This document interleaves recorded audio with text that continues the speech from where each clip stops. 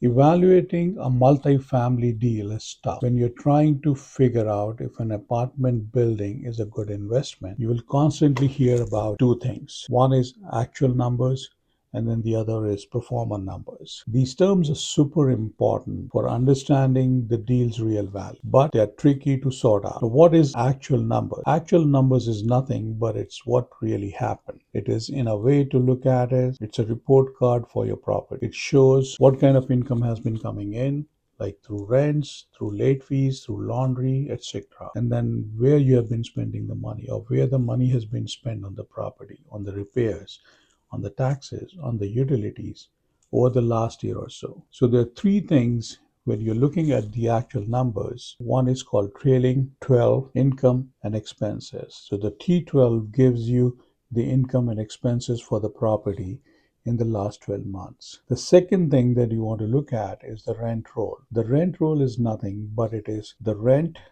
the lease details for each and every unit that is part of the property. So it shows you how much the rent is, who the renter is, what is the lease start date, what is the lease end dates, if there are any concessions, things like that. And that's what is comprised in your rent roll. The third thing that you want to look at is what has been the historical occupancy rate or the vacancy rate.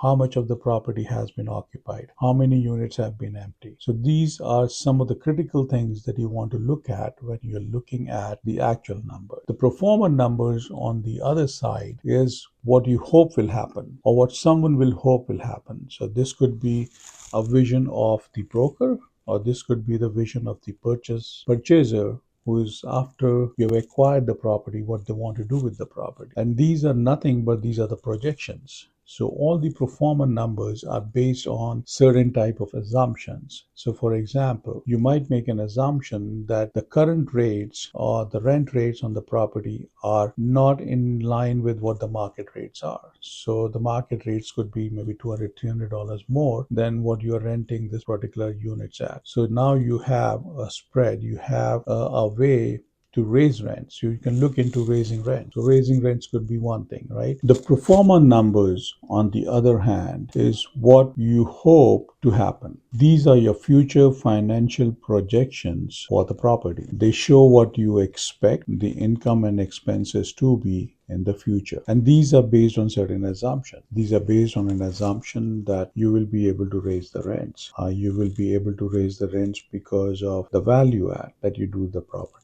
For example, you might add washer and dryer to the unit, or you might upgrade the kitchen, or you might upgrade the unit internally, or you might externally improve the property. So these are the things that you make certain assumptions on, and then you project what the rents are going to be, what the expenses are going to be. And the challenge comes in because those impressive numbers or the projected returns that you see on the listings are almost always pro forma numbers. They sound amazing, but they're just a vision. And that's where you absolutely must dig into the actual numbers to vet these pro forma numbers and ensure this is not just a wishful thinking, but it is realistic, it is doable. And when I say doable, you have to know what kind of an effort, time, and money it's going to take to make it happen. So in short, actuals are nothing but what really happened, and pro forma is what you hope will happen. The actual keeps you closer to the ground